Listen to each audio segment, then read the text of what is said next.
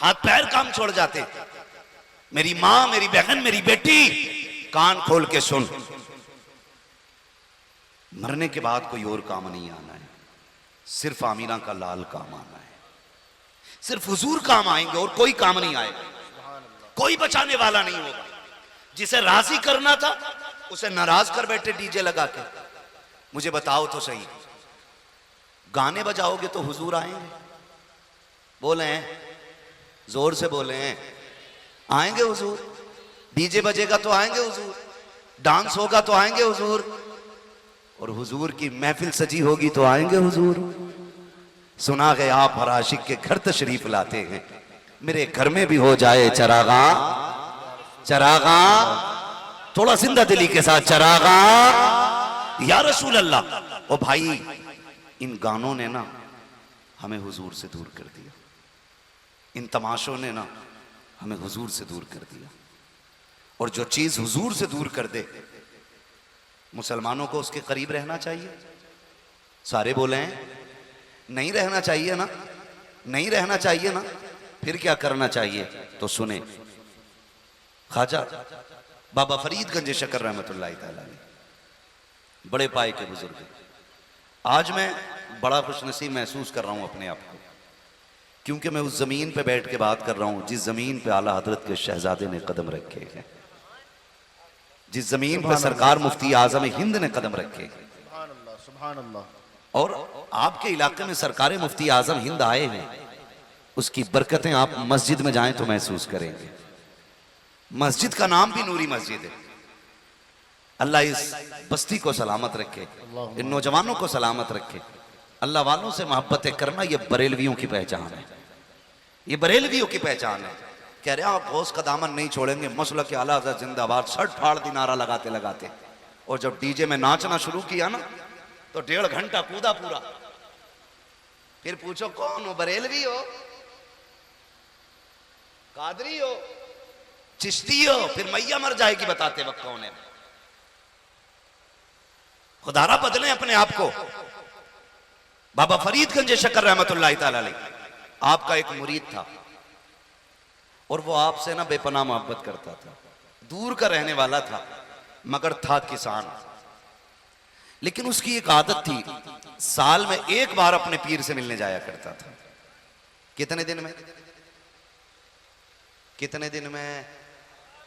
एक साल में। लेकिन खाली हाथ नहीं जाता था, अपने पीर के लिए एक लुंगी लेके जाया करता था। लुंगी समझते हैं? तहबंद है ना, लुंगी बोलते हैं ना,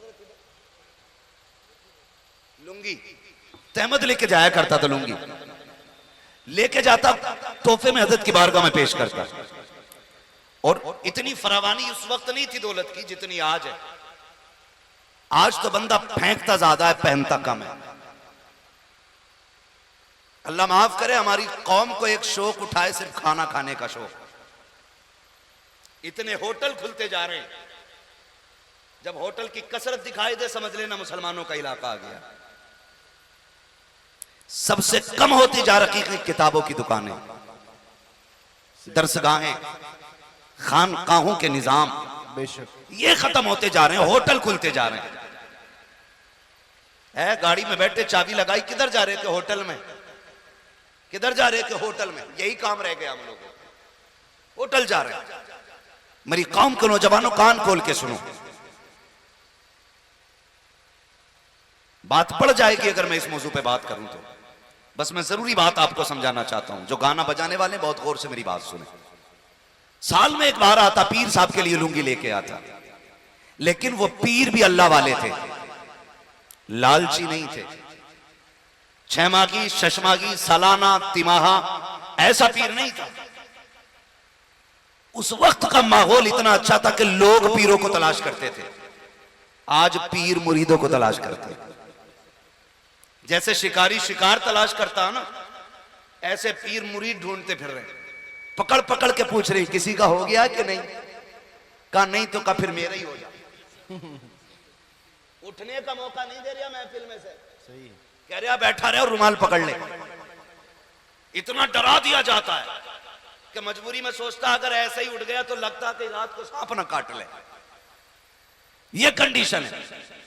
पहले लोग वो होते थे जो पीर तलाश करते थे, अपने गुनाहों का एहसास होता था तब कहते थे अल्लाह वाला मिल जाए, अल्लाह की बारगाह तक पहुंचना चाहते थे तब अल्लाह वाले को तलाश करते थे, अपनी जिंदगी और आखिरत को संवारना चाहते थे तब अल्लाह वाले को तलाश किया जाता था। आज बैंक का निजाम संवारना होता है तो मुरीद तलाश किए जाते हैं, चंदा बढ़ाना होता है तब मुरीद तलाश किए जाते हैं, क्वांटिटी मुरीद की बढ़ानी होती है तब मुरीद तलाश किए जाते हैं। अल्लाह वाले वो नहीं होते हैं जो लोगों को तलाश करते हैं, अल्लाह वाले वो होते हैं जिन्हें दुनिया तलाश किया करती है। अल्लाह वाले वो नहीं होते जो दुनिया के पीछे भागते हैं, अल्लाह वाले वो होते हैं जिनके पीछे दुनिया भागा करती है। अगर तुमने ना देखा हो तो आज मैं बताना चाहता हूँ, ज़माने ने देखा है ताजुल शरिया जिन गलियों से गुजरते थे, कोई बताए ना बताए रब की रहमतें बताती थी, अल्लाह वाला गुजर के जा रहा है बिना बताए आशिकों का हुजूम लग जाया। नारे तकबीर, नारे रिसालत, नारे रिसालत, मसलके आला हजरत, बस्ती बस्ती करिया करिया, बस्ती बस्ती करिया करिया, इल्म का सूरज फैज का दरिया, नारे तकबीर, नारे रिसालत। वाह वाह वाह वाह। 8 दिन मुरीद के हुजरे में से नहीं निकल रहा है, मुरीद के कमरे में ऐसा बंद हुआ कि निकलता ही नहीं बाहर। कह मस्जिद में चला जा तो कह रहा मदीने में पढ़ के आया हूं नमाज। बेगैरत कहीं के, रोटी हिंदुस्तान में खा रहा है, नमाज तेरी मदीने में हो रही है।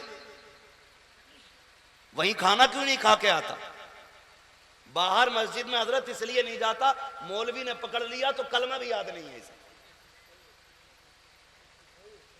कलमा भी याद नहीं। कलमा सुन लो तो कह रहा हम तो फकीर हैं।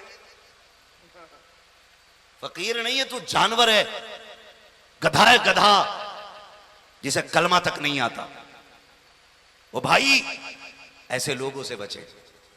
अल्लाह वाले सरकार मुफ्ती आजम इन सफर में जा रहे, मुरीद साथ में थे, एम्बेसडर कार थी उस वक्त में, बहुत पुरानी गाड़ी, एम्बेसडर बोलते हैं क्या, एम्बेसडर ऐसी कुछ, एम्बेसडर ही बोलते हैं, वो गाड़ी थी।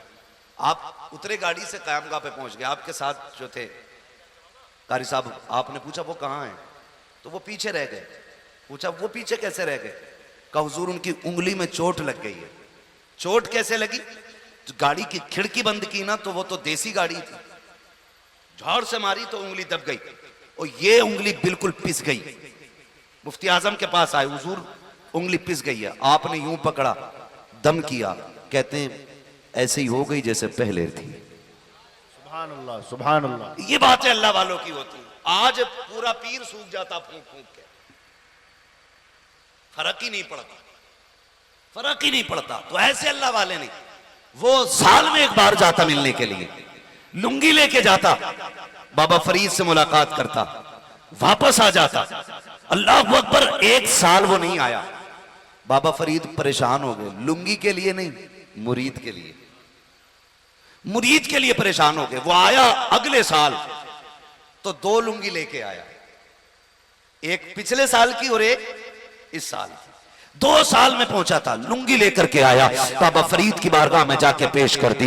हजरत ये 2 लुंगी लेकर के आया हूं, एक इस साल की है और एक गुज़श्ता साल की है। बाबा फरीद उसकी तरफ निगाह उठा के कहते हैं यार बताना पिछली बार क्यों नहीं आया था? कहता हुजूर इस बार तंगी बढ़ गई थी, लुंगी नहीं खरीद पाया, इस वजह से सरकार में नहीं आ पाया था, खाली हाथ आने की हिम्मत नहीं होती थी, इसलिए मैं नहीं आया, क्योंकि लुंगी खरीदने के पैसे नहीं थे और मैं खाली हाथ नहीं आना चाहता था। बाबा फरीद ने लुंगी ली, उनमें आग लगा दी। जब आग लगी तो वो तड़प गया, हुजूर कीमती लुंगी है, अच्छी लुंगी है, सरकार बताएं पसंद नहीं आई क्या? फरमाने लगे नहीं बात ये नहीं है। कहा हुजूर फिर आग क्यों लगा दी? फरमाने लगे तू नहीं समझा, तू लुंगी की वजह से पिछले साल नहीं आया। कहते मैंने आग इसलिए लगाई है, जो चीज यार को यार से दूर कर दे ऐसी चीज को आग लगा देनी चाहिए। जो चीज महबूब को मुहीब से दूर कर दे उस चीज को आग लगा दो। तो नौजवानों, अगर लुंगी की वजह से मुरीद बाबा फरीद से दूर हुआ, बाबा फरीद ने आग लगा दी, आज तुम डीजे की वजह से मुस्तफा से दूर हो रहे हो, ऐसे डीजों को आग लगा दो जो मुस्तफा से दूर कर रहे हैं, ऐसे गानों को आग लगा दो जो मुस्तफा से दूर कर रहे हैं, ऐसी महफिलों को आग लगा दो जो मुस्तफा से दूर कर रहे हैं। उन महफिलों को सजाओ कि तुम मदीने जाओ ना जाओ, मदीने वाला चल के तुम्हारे शहर में आ जाए। नारे तकबीर, नारे रिसालत, सुभान अल्लाह, सुभान अल्लाह, जिंदाबाद, जिंदाबाद। करेंगे इंशाअल्लाह। शादी पे हुजूर की महफिल सजेगी, इंशाअल्लाह। सारे बोले इंशाअल्लाह। जब महफिल सुन्नत हुजूर की है तो फिर बातें भी हुजूर की होनी चाहिए। निकाह किसकी सुन्नत है? जोर से, हुजूर की सुन्नत है। तो बातें फिर किसकी होनी चाहिए? हुजूर की होनी चाहिए। मैं बड़ी से बड़ी कसम उठा के ये बात कह सकता हूं कि दुनिया में कोई किसी के लिए इतना नहीं रोया जितना मेरा नबी अपनी उम्मत के लिए रोया है।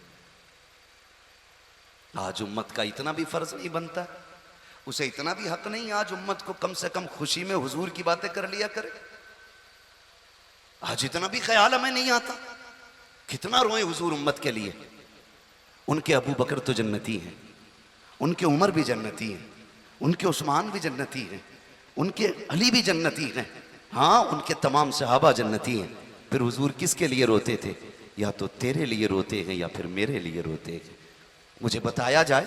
अल्लाह। हाँ, हजरत आयशा सिद्दीक़ा ने जब हुजूर को कमजोरी की हालत में देखकर रो के कहा था, इस उम्मत ने मेरे महबूब को कमजोर कर दिया है। ओ भाई, हम गुनाहगारों के गुनाहों को याद करके हुजूर रोए। कितना प्यार हुजूर हमसे करते। सुने जरा, जिब्रील आए, महबूब के सामने बातें कर रहे हैं। आका, मैं जहन्नम देख के आया और मैंने जहन्नम में लोगों को देखा। महबूब का अगला सवाल था, जिब्रील किस किस की उम्मत देख के आए हो? तो जिब्रील ने कहा था, या रसूल अल्लाह, मैंने फला नबी की उम्मत को जहन्नम में देखा, फला नबी की उम्मत को जहन्नम में देखा, फला नबी की उम्मत को जहन्नम में देखा। जब बात नबी पे आ गई ना तो जिब्रील रुक गए। फिर जिब्रील रुक गए।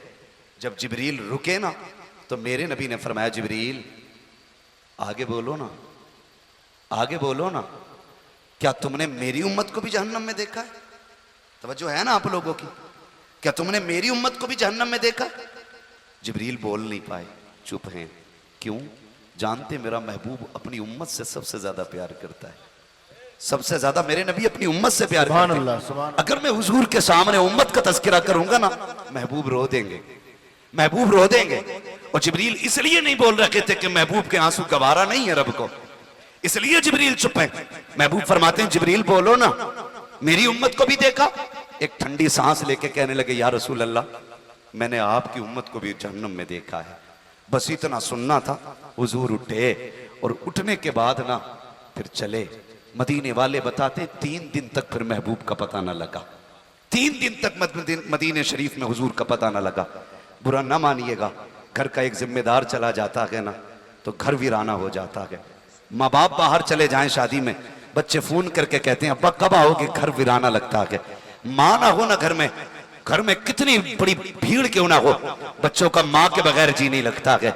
अगर हमें माँ बाप इतने प्यारे हैं तो सहाबा को रसूल पाक कितने प्यारे होंगे। सहाबा को रसूल पाक कितने प्यारे।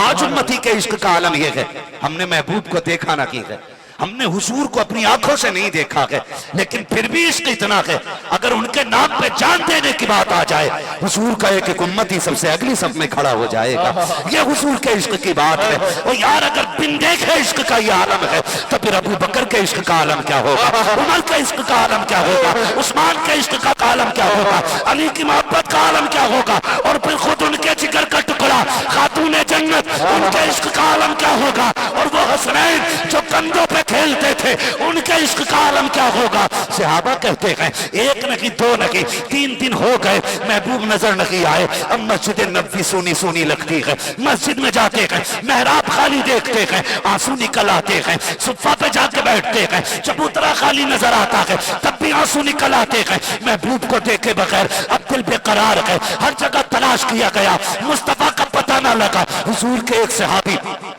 हजरत उमर से बातें करते हैं, क्या किया जाए? का बस्ती तो ढूंढ ली है, एक एक घर का पता लगा लिया है, चलो जंगल में तलाश किया जाए। जंगल की तलाशी की बारी आई। हुजूर के एक सहाबी तोड़े जंगल में मुस्तफा को दीवानों की तरह तलाश कर रहे हैं। आज हमें सुभान अल्लाह कहते हुए मौत आती है। नात ऐसे सुनते हैं जैसे मैयतों के सामने कोई मरसिया पढ़ा जा रहा हो। और यार, जब हुजूर का जिक्र हुआ करे, दीवाना बार बोलने लग जाया करो, इसलिए कि ये उनके इश्क का कमाल है। जिस सीने में उतर जाता है उसे दीवाना बना दे। नारे तकबीर, नारे रिसालत, सुन्नते मुस्तफा कॉन्फ्रेंस, उलमाए अहले सुन्नत, मुसलमानान अहले सुन्नत, मसलक आला हजरत हजरत अल्लामा मुफ्ती हम्माद रजा साहब किबला, नारे तकबीर, नारे रिसालत। सुने जरा कान खोल करके, डीजे बजाते हो तुम्हारी मर्जी है, क्या करना है तुम जानो, हदें तोड़नी है शरीयत की या कायम रखनी है, ये फैसला खुद करके जाइएगा। हम ख्वाब में आके आपको नहीं समझाएंगे, आपकी शादी में आके कलाई नहीं पकड़ी जाएगी, आपको रोड पे जलील नहीं किया जाएगा, आपको चौक में खड़ा करके जूता नहीं मारा जाएगा। सिर्फ बताने के लिए आए हैं ताकि मेरे नबी का पैगाम एक एक बंदे के सीने तक पहुंच जाना चाहिए। अल्लाह अकबर, कान खोल करके सुनना। वो सहाबी जंगल की तरफ गए, मुस्तफा को तलाश कर रहे हैं। एक चरवाहे से जाके पूछा, बता यार तूने मेरे महबूब को देखा हो तो बता तो सकी। उसने कहा, कौन तुम्हारा महबूब है? मैं तो नहीं जानता हूं, कुछ पहचान हो तो बता। अब गुलाम की पहचान देखें कैसे बयान कर रहा है। कहता, जब मेरे महबूब चलते हैं तो रहमतें बरसा करती है, वो बोलते हैं तो लबों से फूल झड़ा करते हैं, निकाहें उठती है तो मुर्दों को जिंदगी मिल जाती है, तो लफ्ज बोल देते हैं तकदीर बन जाया करती है। अदाएं चलने की देखो, कुरान की आयतें बन जाती हैं। वो लेट जाता है तो कुरान की तफसीर बन जाती है। ऐसे को देखा है का मैंने तो नहीं देखा, लेकिन अलबत्ता इतना पता है आज 3 दिन हो गए हैं इसी जमीन पे बकरी चराने आता हूँ। वो जो सामने वाली गार देख रहे हो उसमें कोई शख्स रो रहा है और इस दर्द के साथ रोता है कि उसकी आवाज सुनने के बाद मेरी बकरियां चरना छोड़ देती है। लेकिन हैरत की बात है, जब तक वो रोया करता है मेरी बकरियां उसके साथ आंसू बहाया करती है। ताज्जुब ये होता है, न खाती है न पीती है, लेकिन दूध रोजाना से ज्यादा दिया करती है, हर दिन से ज्यादा दूध देती है। सहाबी समझ जाते हैं हो ना को ये मेरे महबूब का पता होगा। दौड़ करके गार के अंदर गए, मेरे नबी को जाके देखा, सजदे में सर के रोते जा रहे हैं, रब्बे हबली उम्मती, रब्बे हबली उम्मती, ये सदाएं दे रहे हैं। आका करीम की बारगाह से उठे, उल्टे पैर तो पहुंचोड़े। अबू बकर मुस्तफा का पता मिल गया है, उमर मुस्तफा का पता मिल गया है। जब सहाबा इकराम को पता चला कि आका करीम का पता मिल गया है, सारे बेकरार होकर के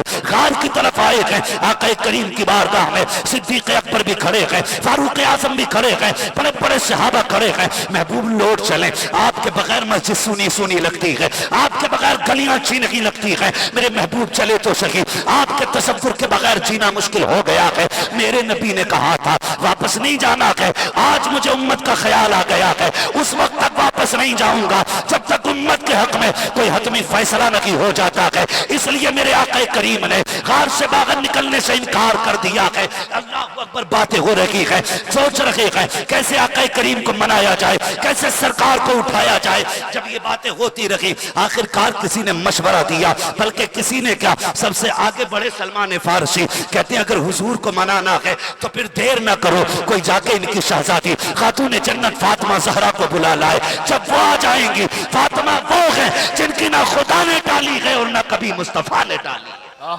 सुभान अल्लाह, सुभान अल्लाह, जिंदाबाद जिंदाबाद, नारे तकबीर, नारे रिसालत, उलमाए अहले सुन्नत, नारे तकबीर, नारे रिसालत।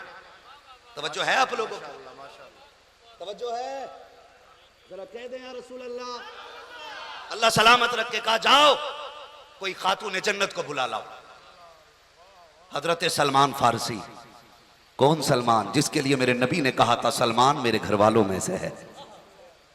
सलमान फारसी दौड़े, खातून जन्नत के दरवाजे पे गए। सैयदा, बाबा का पता मिल गया है, बेटी है, बेकरार हो गई। बेटी बेटी होती है, बेटियां बाप का दुख बर्दाश्त नहीं कर पाती, और ना ही बेटी बाप बेटी का दुख बर्दाश्त कर पाता है। बहुत गौर से मेरी बात सुनिएगा। आज जो ये तलाक की शराम होती जा रही है ना, खुदारा रोको इसे। तुम्हारे 3 जुमलों से एक नहीं कई जिंदगियां बर्बाद होती हैं, कई जिंदगियां बर्बाद हो जाती हैं, और तुम अपनी अना की खातिर किसी की बेटी का जीवन हराम करते हो, बच्चों का जीवन हराम करते हो, और साथ में ना बच्ची के बाप का जीवन हराम कर देते हो। खुदारा बंद करो इस शरा को। अपनी अना की खातिर किसी बाप पर बेटी का बोझ ना डालना, मत डालना, इसलिए कि बाप को 9 बेटियां बोझ नहीं लगती हैं, बाप को 10 बेटियां बोझ नहीं लगती हैं। बाप को सबसे ज्यादा बोझ तब लगता है जब बेटी हाथ में तलाक का कागज लेके घर आती है। दौर बदला नहीं। पहले जब तलाक होती थी बाप रातों रात खुदकुशी कर लेता था। वो कहता था नहीं सुबह समाज को मुंह क्या दिखाऊंगा। आज बदनसीबी देखे हमारे मुआशरे की, बाप कोर्ट में खड़े होकर कहता नहीं जी तलाक लेने आया हूं बेटी के लिए। धूप नहीं पड़ जाती बाप पे जो खड़े होकर के बेटी की तलाक की बात करता है? शर्म नहीं आती है? कल जब किसी की बेटी को तलाक होती थी कई कई दिन तक घर में खाना नहीं बनता था। आज भाई खड़े होकर तलाक का दावा कर रहा है और इज्जतें उछाली जा रही हैं कोर्ट में। इज्जतें वकील मजे ले लेके पूछते क्यों दे रहे हो तलाक? कहता मैंने फलां के साथ इसे देखा था। बात यहां खत्म नहीं हो जाती, फिर और हिंदी की चिंदी की जाती है। फिर यह पूछा जाता था किस हाल में थी, कपड़े थे कि नहीं थे, कंडीशन क्या थी, सूरत क्या थी। बेटियों की इज्जतें उछाली जाती हैं। तुम्हें पता है बेटियों की इज्जतें कितनी कीमती होती हैं। खुदारा तुम्हारे एक गलत फैसले की बुनियाद पर कितनी बेटियों की इज्जतें कोर्ट कचहरी में उछाली जाती हैं। क्या हिसाब दोगे अल्लाह की बारगाह में खड़े होकर के? और बेटियों से भी गुजारिश करूंगा, बात बात पे कहती है तलाक दे के दिखा, ऐसा फंसाऊंगी कोई बचाने वाला नहीं मिलेगा। झूठे इल्जाम लगा करके शौहरों को जेल में डालने वाली बेटियों, तुम्हें गैरत आनी चाहिए। शौहर को फंसाने के लिए कितने वकीलों की जूतियां उठाती हो, कितनी कोर्टों में सलील और रुस्वा होती हो, कितने लोगों के धक्के खाती हो, कितने लोगों की जी हुजूरी करती हो, तब जाकर के तुम्हें मंजिल मिलती है। दावे के साथ कहता हूं मेरी बहन, जितनी तू वकीलों की जी हुजूरी करती है, गैरे गैरे की जी हुजूरी करती है, काश तूने इतनी जी हुजूरी अपने शौहर की कर ली होती। खुदा की कसम दुनिया में भी जन्नती हो जाती, आखिरत में भी जन्नती बनती। जिंदाबाद जिंदाबाद जिंदाबाद जिंदाबाद। बहुत अच्छे माशाअल्लाह। कौन समझाए हमारी कौम को? बहुत अच्छे। मेरी बहन जितने तलवे वकीलों के छाटती हो इतनी देर तुम शोहर के तलवे छाटो। खुदा की कसम ये तुम्हें ताज बना के रखेगा, ताज बना के, हाँ ताज बना के रखेगा। मगर हालात ऐसे, इज्जतें उछाली जा रही हैं। कोर्ट के अंदर बीवी शोहर पे इल्जाम लगा रही है, शोहर बीवी पे इल्जाम लगा रहा है। वो कहती है इसके गैरों से ताल्लुकात है, वो कहता मेरे नहीं इसके गैरों से ताल्लुकात है। और हम इसे कहते हैं देखा मेरा वकील जीत रहा है। बेगैरत डूब के मर जाना चाहिए। तू जीत के भी हार गया है, तू जीत के भी हार गया है। किसी को जलील कर देना यह जीत नहीं होती है, किसी को इज्जतें दे देना यह सबसे बड़ी जीत होती है। सुभान अल्लाह। बुरा ना मानिएगा, आज समधी को पछाड़ने के चक्कर में बेटे की जिंदगी बर्बाद कर देता है, बेटी की जिंदगी दांव पे लगा देते ताकि मैं अपनी समधी से ऊंचा रहूं, मेरी मूंछ नीचे ना आए। समाज क्या कहेगा? गैरत कर। क्या तेरी इज्जत मदीने वाले से ज्यादा बड़ी है? क्या तेरी बेटी खातून जन्नत से ज्यादा शान वाली है? क्या तेरा बेटा मौलाए कायनात मौला अली से बड़ा है?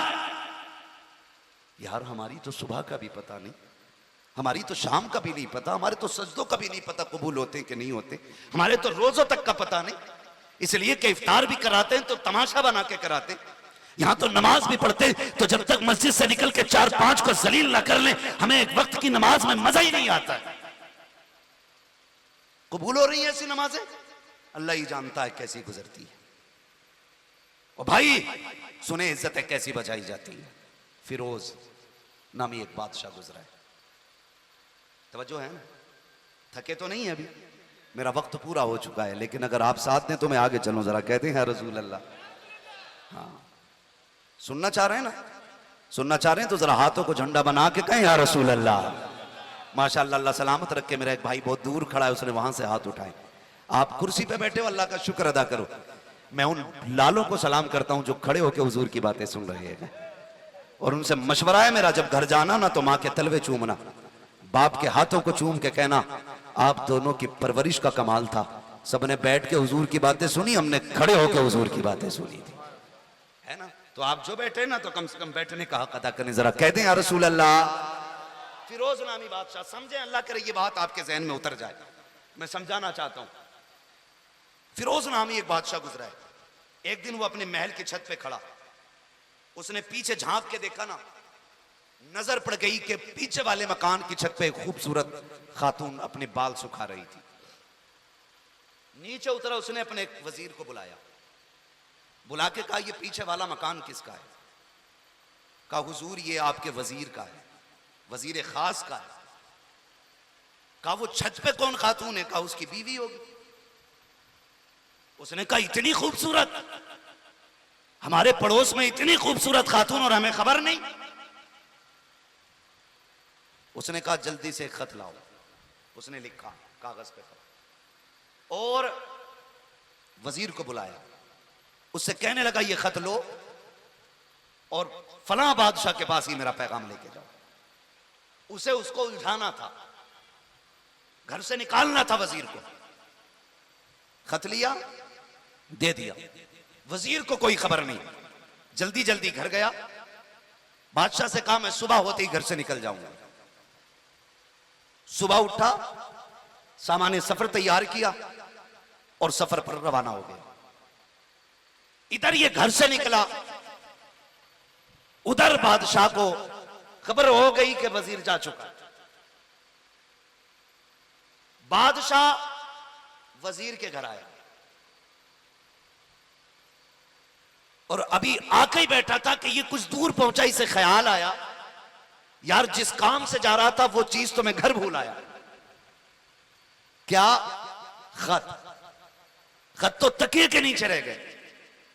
ये वापस पलटा, जब वापस आया तो खबर हो गई बादशाह को कि वो वापस आ गया। बादशाह जूते छोड़ करके दबे पैरों से दूसरे रास्ते से महल में चला गया। अब वजीर था, इसे बादशाह के जूतों की तो खबर थी ना, पहचान थी, जूते रह गए। जब जूते पड़े देखे बादशाह के तो वजीर की आह निकल गई। उसने बातिल नाखास्ता घर में कदम रखा, बीवी से कुछ नहीं कहा, खत उठाया, वापस सफर पर रवाना हो गया। हुआ क्या था, जैसे ही बादशाह घर में आया, वजीर की बीवी ने बादशाह को आते देखा, गर्दन झुक गई। कहा सरकार आप? कहा हां। कहा किस लिए आए हो? कहा आज तुम्हारे घर पे मेहमानी करने के लिए आए, आज तुम्हें हमारी खिदमत करनी है, हमें खुश करना है। तो जानते हो वजीर की बीवी ने क्या कहा? कहा बादशाह हम आपकी रियाया हैं, आप जो चाहे हमारे साथ सलूक कर सकते हैं, लेकिन सुना यह है कि शेर कभी कुत्तों का झूठा नहीं खाया करता है। शेर कभी कुत्तों का झूठा नहीं खाया करता है, और जो कुत्तों का झूठा खा ले वो शेर नहीं होता है। जब इतनी बात कही तो बादशाह की हया से गर्दन झुक गई। बादशाह नंगे पैर लौट गया, इतने में वहां गया वजीर। जब वजीर आया तो ये अपने सफर पे वापस वजीर गया, वापस आया। आने के बाद जब आया, कुछ कपड़े भी साथ में बीवी के लिए लाया था। बीवी से कहने लगा चलो तुम्हें तुम्हारे मैके छोड़ आते। कोई गाली नहीं दी, कोई इल्जाम नहीं लगाया, कुछ नहीं कहा चलो तुम्हें तुम्हारे घर लेके चलते। बीवी को खबर तक नहीं, वो गई, ये मैके छोड़ के आ गया। एक दिन, 2 दिन, महीने बीत गए, लेकिन ये वापस नहीं पलटा। बीवी को एहसास हुआ कि कभी इतने दिन मुझे छोड़ा नहीं, महीने बीत गए, ये आए नहीं बुलाने के लिए, अब तक तो आ जाना चाहिए था। उसने अपने भाइयों के कान में बात निकाली। एक भाई चल करके आया, उसने आकर के बड़ी तहजीब से कहा कि आप हमारी बहन को बुला के क्यों नहीं लाते? तो उसने कहा कि मैं अब आपकी बहन को लाना नहीं चाहता, साफ इनकार कर दिया। भाइयों से भी कुछ नहीं कहा उसने। आज तो जरा सी बात हो जाए, झगड़ा हो जाए, डायरेक्ट बीवी फोन लगा के कहती है मैके को आज मेरे शौहर ने चप्पल उठा लिया था। इस वजह से सबसे ज्यादा तलाकें हो रही हैं। आज डांटा है अम्मा मुझे, आज मुझे गालियां दी हैं, बात बात पे घर वालों को फोन करके बेटियां बताती हैं। अभी झगड़ा खत्म नहीं होता, कुछ तो इतनी 420 होती हैं, झगड़े के बीच में ही फोन लगा के जेब में डाल लेती हैं। जितनी शौहर गालियां दे रहा है वो सारी अब्बा सुन रहा है उधर। भाई किसी की भी बेटी को गाली दोगे तो बाप को बुरा लगेगा कि नहीं? लगेगा कि नहीं? बोले, लगेगा कि नहीं? लगेगा नहीं? भाई आप आगे बैठे खाली गर्दन झुका हिला रहे हैं, अगर थक गए तो पीछे जाके बैठ जाएं, किसी बोलने वाले को आगे जगह दे दें। अगर किसी की बेटी को गाली दोगे तो बाप को बुरा लगेगा, भाई को भी गुस्सा आएगा, और जब गुस्सा आएगा तो फिर वो प्यार की बात तो करेगा नहीं ना, वो तो तिया पांचा करेगा आके, फिर वो आके तुम्हें गाली बकेगा। तो बहन बेटी से मेरी इतनी गुजारिश है, चूंकि शादी का प्रोग्राम है इसलिए ये पैगाम जिंदगी का दे के जा रहा हूं, कितना भी झगड़ा शोहर से हो जाए कभी मैके वालों से बात ना करना, उसकी खबर मैके वालों को ना देना। आज डांटा है, मारा है, आज गुस्सा है ना, कल प्यार भी यही करेगा। और ये तुमने भी देखा होगा, पहले कहती है ना एक बाप की औलाद है तो दे तलाक, जब वो दे देता है ना 3 तलाक है तो 1 महीने बाद कहती है कोई रास्ता है लौट के आने का, मैं ना जी पाऊंगी तुम्हारे बगैर, मर जाऊंगी मैं। 1 महीने बाद इसका इश्क जागता है। और भाई जब इश्क 1 महीने बाद जागता है, पता है, तो 1 महीने तक सब्र करके घर रह के देख ले, रह सकती है कि नहीं शौहर के बगैर। बाद में तलाक ले ली, मजबूर कर देती हैं औरतें, ऐसे ऐसे ताने देती हैं कि शौहर को तलाक देनी पड़ जाती है। फरमाया गया जो बिना किसी उज़्र शरई के अपने शौहर से तलाक का मुतालबा करेगी, ऐसी औरत को जन्नत की खुशबू तक नहीं दी जाएगी। हाँ, ऐसी औरत को जन्नत की खुशबू तक नहीं दी जाएगी जो बिना किसी उज़्र शरई के शौहर को मजबूर करेगी तलाक देने के लिए। उसने जलील नहीं किया, आके सीधी बात की, बुला के नहीं लाना, कहा नहीं, कहा हम दावा करेंगे काजी के दरबार में, कहा कर दो। भाइयों ने जाके मुकदमा कर दिया, फलां शख्स है, हमने अपनी बहन उसके निकाह में दी थी, 2 महीने हो गए बुलाने नहीं आया। काजी के दरबार में वजीर को हाजिर किया गया, खुद बादशाह भी उस दरबार में मौजूद था, खुद बादशाह भी मौजूद था उस दरबार के अंदर।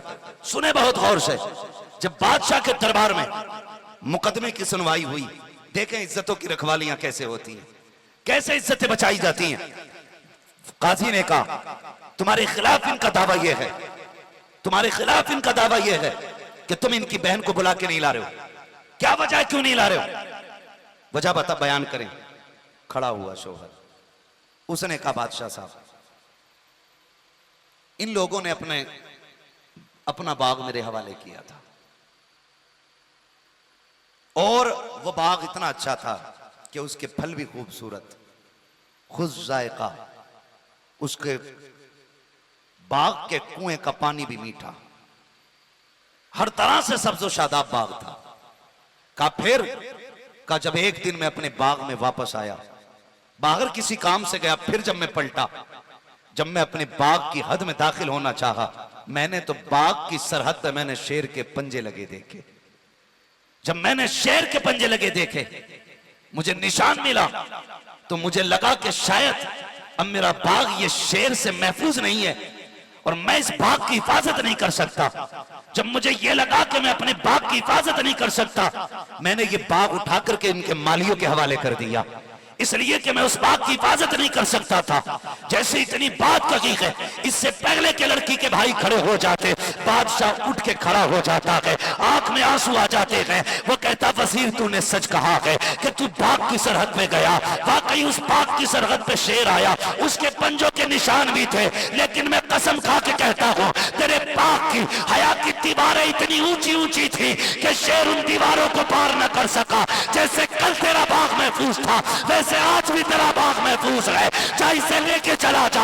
मैं कहता हूँ खुदा की कसम, अगर इस तरह इज्जतें बचाई जाएंगी, फिर तलाकें लगी होंगी, तलाक की बजाय घरों के अंदर मोहब्बतों की बारिशें होती नजर आए। सुभान अल्लाह, जिंदाबाद जिंदाबाद। आज जरूरत है बहुत अच्छे, अपने घरों की इज्जतें बचाने की, बहुत अच्छे, इज्जतें बचाने की आप पे लाजिम है। आप किसी के घर की बेटी को जलील ना करें, किसी को जलील ना करें, बात बात पे किसी चीज का ताना ना देना, शादी होने वाली है मेरे इन दो भाइयों की, और वो दादा भी नसीब वाला है जिसके बेटे का भी निकाह सामने होगा, पोते का निकाह भी सामने होगा। हाँ, बड़ी बात है ये, अल्लाह जिसे ये दिन दिखा दे। लेकिन मजा यह है कि इस दिन का हक अदा किया जाए, इस दिन का हक अदा किया जाए। ये सबसे ज्यादा मजे की बात है, सबसे ज्यादा मजे की बात है। मैं बात अर्ज कर रहा हूं आपसे, खुदारा इस दिन का भी हक अदा किया करें, इस दिन का भी हक अदा किया करें। किसी की बेटी को सताना मत, रुलाना मत। दुनिया कहती है दुआ करें मेरी बेटी को घर अच्छा मिल जाए, क्या जरूरत पड़ी है इधर उधर मारे मारे फिर रहे हो। सीधी सी बात है, तुम दूसरे की बेटी को इज्जत दिया करो, अल्लाह तुम्हारी बेटियों को इज्जत अता फरमा देगा। सीधा सा कानून है, तुम दूसरे की बेटी को इज्जत दो। तुम किसी की बेटी को घर से धक्का दे के जलील करो और तुम्हें यह लगे कि तुम्हारी बेटी किसी घर में जाके महारानी बन के रहेगी, तो ख्याल खाम है। किसी गरीब को निभा जाओ, गरीब को निभा जाओ, अल्लाह तुम्हारी नस्लों में बरकतें कर देगा, नस्लों में बरकतें कर देगा। रिश्ते होते हैं ना, अल्लाह माफ करे, लोगों की शिकायतें रहती हैं कि वो हमें माँ नहीं समझती है, वो कहता है वो हमें बाप नहीं समझती है। सासें कह रही हैं कि बहू तो अम्मा कहती ही नहीं, जी ओ जी कह के बात करती है। मैं सीधी सी बात जानता हूं, नए घोंसलों में तो कबूतर भी नई जगह आकर के कुछ दिन उसका दिल नहीं लगता है। नए घर के अंदर जानवर बाहर से खरीद के लाओ तो 2-3 दिन वो चारा नहीं खाता है। ये तो आप सबकी समझ में आने वाली बात है। बंदा भैंस लेके आ जाता, 2-3 दिन खाने चारा ही नहीं खाती है भैंस। क्यों नहीं खा रही है? कहा नई जगह आना इसलिए परेशान कर रही है। अगर जानवर नई जगह से एकदम मानूस नहीं होता, फिर ये तो इंसान है ना, वक्त लगे